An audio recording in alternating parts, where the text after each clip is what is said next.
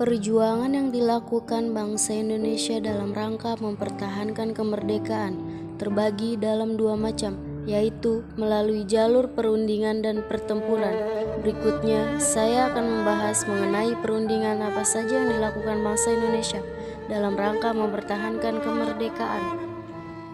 Perundingan Linggarjati adalah perundingan yang dilakukan pada 10-15 November 1946 di daerah Linggarjati dekat Cirebon.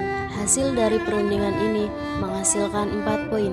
Salah satu hasil poin dari perundingan tersebut adalah Belanda mengakui secara de facto wilayah Republik Indonesia, yaitu Jawa dan Madura.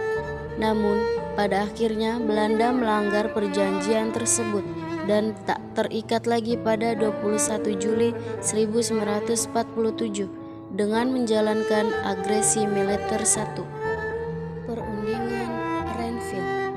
Perjanjian Linggarjati yang sebelumnya dianggap gagal diupayakan perundingan kembali dengan perundingan Renville yang ditandatangani pada 17 Januari 1948 di atas geladak kapal perang AS USS Renville yang berlabuh di Tanjung Priok, Jakarta. Sebenarnya perundingan ini sangat merugikan pihak Indonesia karena salah satu isi dari perundingan ini, wilayah Republik Indonesia menjadi semakin sempit dan terkurung oleh daerah kekuasaan Belanda, dan Belanda melanggar perjanjian tersebut dengan melakukan agresi militer 2 pada 19 Desember 1948. Perundingan Rome-Rouen. Perundingan Rome-Rouen disepakati pada 7 Mei 1949 merupakan perundingan untuk reaksi atas Belanda yang melancarkan agresi militer 2 dan mendapat dukungan dari PBB.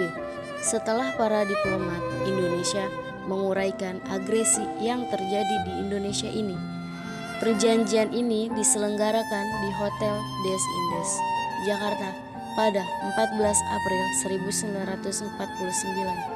Isi dari perjanjian ini salah satunya adalah pemerintah Republik Indonesia dikembalikan ke Yogyakarta dan akan diselenggarakan konferensi meja bundar di The Hague, Belanda.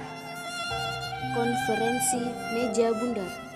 Konferensi meja bundar KMB merupakan perundingan lanjutan dari perundingan Rome-Rouen. Konferensi ini berlangsung di Den Haag, Belanda pada 23 Agustus sampai 2 November 1949. Perundingan KMB ini berlangsung cukup alot dan panjang, tapi menimbulkan dampak yang positif setelahnya, yaitu secara sepenuhnya dan tanpa bersyarat Belanda mengakui kemerdekaan dan kedaulatan Indonesia. Memang gak mudah dalam upaya berjuang mempertahankan kemerdekaan pada saat itu.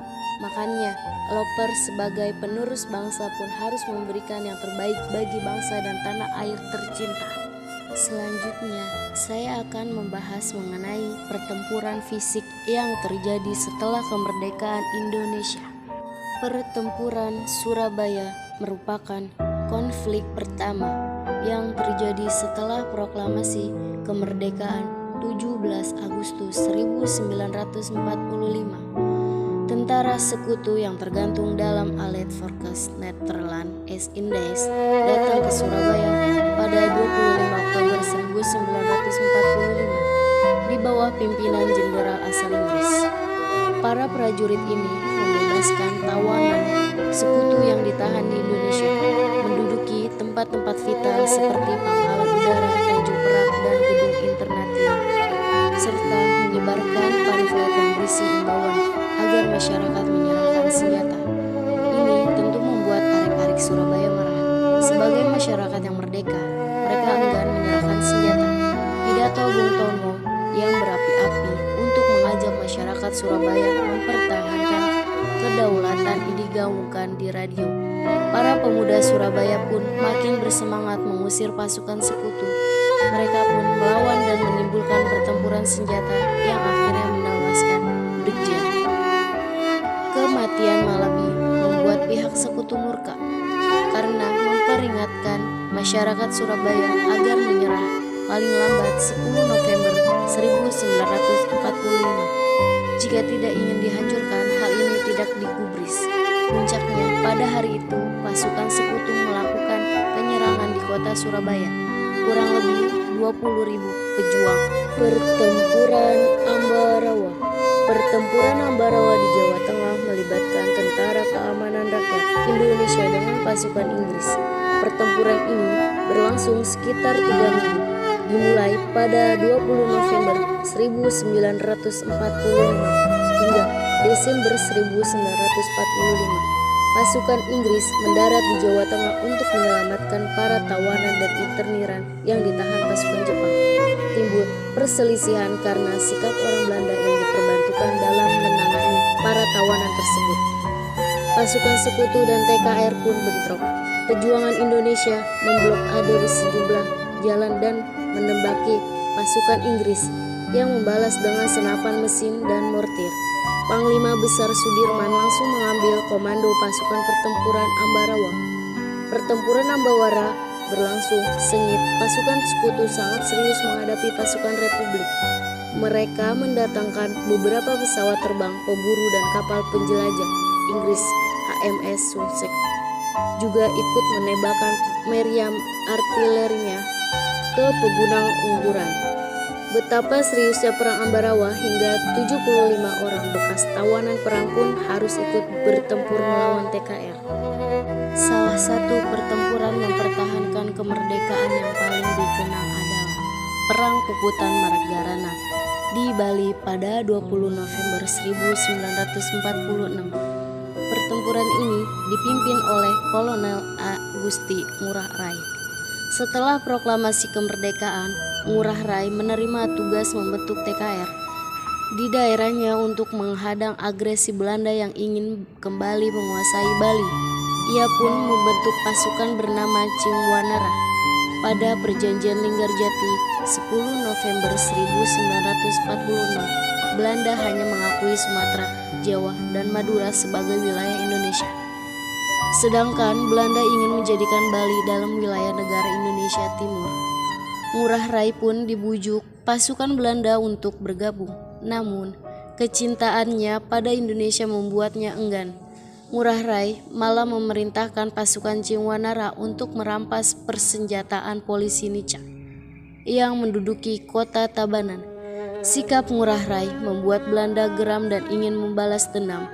Saat pasukan Cingwanara beserta sang pemimpin Ngurah Rai sedang melakukan long march ke Gunung Agung, mereka diserang oleh Belanda. Dalam kondisi terdesak, Ngurah Rai mengeluarkan perintah puputan atau pertempuran habis-habisan. Dalam pandangan pejuangan Bali, lebih baik berjuang sebagai ksatria daripada jatuh ke tangan musuh.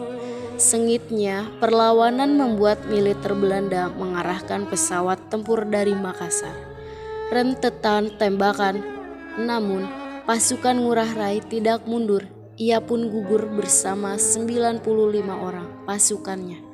Sedangkan sekitar 400 orang dari pihak Belanda tewas. Pertempuran tersebut kemudian dikenal sebagai Puputan Margarana. Itulah 3 pertempuran mempertahankan kemerdekaan Indonesia yang paling dikenang. Proklamasi kemerdekaan Republik Indonesia bukanlah akhir dari perjuangan bangsa ini melawan penjajah, meski telah menggaungkan diri sebagai negara yang merdeka dan berdaulat. Banyak ujian yang harus dilalui negara ini, sebab Indonesia memproklamasikan kemerdekaannya saat keadaan vacuum of power atau kekosongan kekuasaan setelah Jepang menyerah kepada sekutu. Padahal pasukan sekutu akan mengambil alih wilayah bekas jajahan Jepang termasuk Indonesia. Inilah alasan mengapa kondisi keamanan dan pertahanan Indonesia belum benar-benar stabil di masa-masa awal setelah kemerdekaan. Berbagai pertempuran untuk mempertahankan kemerdekaan pun meletus di berbagai daerah.